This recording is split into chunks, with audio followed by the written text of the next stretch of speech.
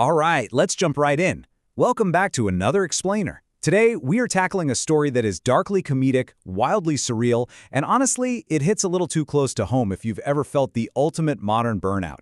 We're talking about Franz Kafka's absolute masterpiece, The Metamorphosis. We are going to cover the whole book, top to bottom. It's a story where our main guy, a seriously overworked provider, deals with the crushing weight of his job by literally transforming into a giant, horrifying bug. We're going to walk through this entire bizarre arc and see exactly what it reveals about conditional love, family dynamics, and the very real danger of tying your entire self-worth to your productivity. So, setting the scene, we find ourselves in this moody, rain-soaked European city. Just picture the dreary weather audibly drumming against a metal window ledge. Here, we meet an ordinary traveling salesman named Gregor Samsa, and, well, he's about to have a seriously bad morning. You see, he lives with his parents and his teenage sister, Greet, in this comfortable apartment that he single-handedly pays for. But on this specific morning, the entire routine of his life is about to shatter in literally the most unimaginable way possible. One morning, as Gregor Samsa was waking up from anxious dreams, he discovered that in bed he had been changed into a monstrous verminous bug. This quote brilliantly captures the legendary, totally abrupt opening of the story. Kafka just thrusts us immediately into this bizarre reality. No explanation, no magic spell, no weird science experiment gone wrong. Gregor just wakes up with an armor-hard back, a brown arched abdomen, and all these pitifully thin little legs flickering helplessly right in front of his eyes. And spoiler alert, it's not a dream. This is his new reality. Which brings us to our first section, waking up as a bug. Or, as I like to think of it, the crushing weight of work. Now, what's so incredibly absurd about Gregor's morning is that he isn't even panicking about his new exoskeleton. No, he's panicking about his job.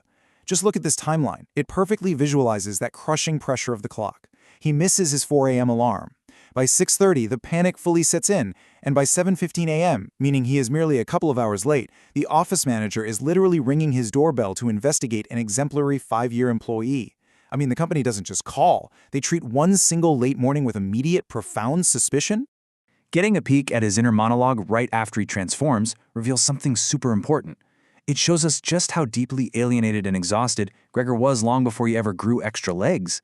He's complaining about the worries of train connections, the bad food, these temporary, constantly changing relationships that never come from the heart. His transformation to a bug, it's honestly just a physical manifestation of how he already felt on the inside, totally dehumanized and isolated. So why on earth was he putting up with this? Well, Gregor was entirely trapped. He was planning to endure this sheer misery for another 5 to 6 years. Why? Just to pay off his parents' debt to his demanding boss. He dreamed of the day he could march right up to that boss's desk and quit. But until that debt was cleared, he was completely shackled to a job he despised just to provide a comfortable life for a family that had grown utterly used to his paychecks. Let's look at the climax of this chaotic morning. The manager is right outside the door, demanding answers, threatening Gregor's job, and claiming his recent productivity is unsatisfactory. Gregor, absolutely desperate to save his position, manages to painstakingly unlock the door using only his strong insect jaws, literally with a brown fluid dripping from his mouth as he turns the key. And the result? The manager lets out this loud "oh," covers his mouth, and literally runs for his life down the stairs. Meanwhile, Gregor's mother faints, and his father violently drives him back into his room with a cane and a rolled-up newspaper. That brings us to Section 2, the family dynamic shift, from breadwinner to burden. With Gregor suddenly unable to produce economic value, the entire structure of the household completely collapses. Look at how incredibly fast this dynamic flips. Before the metamorphosis, Gregor was the ultimate provider. He was even planning to send his sister Greti to the conservatory to play violin. But after, that comfortable life vanishes overnight. His elderly father is forced to wear a bank uniform, his mother is suddenly sewing underwear for strangers, and his teenage sister has to take a job as a salesgirl. This family, who hadn't lifted a finger to work in 5 years, is thrust violently back into the brutal workforce. As the stress of their new working lives really takes hold, we track his sister Greet's tragic devolution. At first, she's his sole empathetic caretaker. She brings him this whole smorgasbord of rotten vegetables and cheese just to test out what his new bug body actually likes to eat. But as the months drag on and she gets completely exhausted by her new job, that empathy just evaporates. She stops caring. She just starts kicking whatever food she can find into his room with her foot and sweeping it out later. Ultimately, she calls him a monster and becomes the very person leading the campaign to get rid of him. Moving into Section 3, Isolation and Decay, or Becoming Literal Trash. Desperate for more income, the family takes in 3 demanding lodgers, and Gregor's existence is violently pushed into the margins. He undergoes this absolutely heartbreaking transition from a respected family member into a literal dumping ground for the household's useless trash. The cleaning woman just flings anything momentarily useless right into his room. Ash boxes, the kitchen garbage pail, unused furniture. Gregor is forced to squirm his way through all this unsold junk just to move around. He's no longer a son or a brother, he's just the closet where they hide the things they don't want to look at. And his physical world shrinks just as much as his emotional one. Eventually, he loses his eyesight to the point where even the oppressive gray-black hospital across the street, a sight he used to look at every single day, just fades away into a featureless wasteland. It perfectly symbolizes his total detachment from the human world. He is literally and metaphorically losing his vision of humanity. Gregor's physical decay is just a masterclass in representing alienation. I mean, alienation is the state of being isolated from a group you should belong to. At one point, his father actually bombards him with apples. One of them lodges deep into his back and just rots there for over a month because literally no one cares enough to pull it out. It's an extreme but highly relatable feeling from modern workers who are terrified of becoming an invisible, injured burden to the corporate machine, or even to their own families.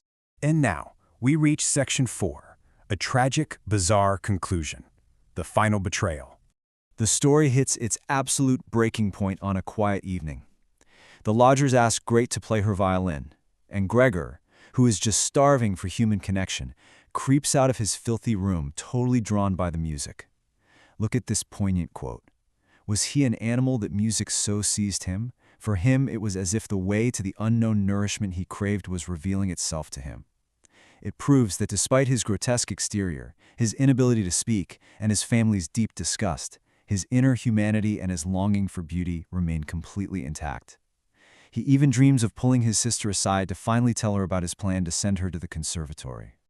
But of course, his appearance completely ruins the recital. The lodgers are utterly disgusted and immediately threaten to break their lease without paying a dime. And that leads to this devastating moment where his beloved sister, the very person he sacrificed everything for, strips him of his humanity entirely. Notice her language here. "It must be gotten rid of," she cries. She doesn't call him Gregor. She refers to him merely as it, telling her parents that they have to stop believing this monster is their brother. Realizing he's become nothing but a hated obstacle to his family's survival, Gregor slowly creeps back into his room, and the door is immediately bolted shut behind him. By 10 p.m., the lodgers have given notice. And then, in the darkness, feeling relatively peaceful and actually remembering his family with deep love, Gregor simply stars to death. His head sinks down and he takes his last breath around 3 a.m. By daylight, the cleaning woman just pokes his dry body with a broom and gleefully announces to the family that it's snuffed. Which brings us to our final section. What does it all mean? And the aftermath of burnout. Now, you might expect a period of deep mourning here, right? Some tragic realization of what they've lost. But instead, the family experiences this horrific, upbeat liberation. The immediate aftermath of his death is wild.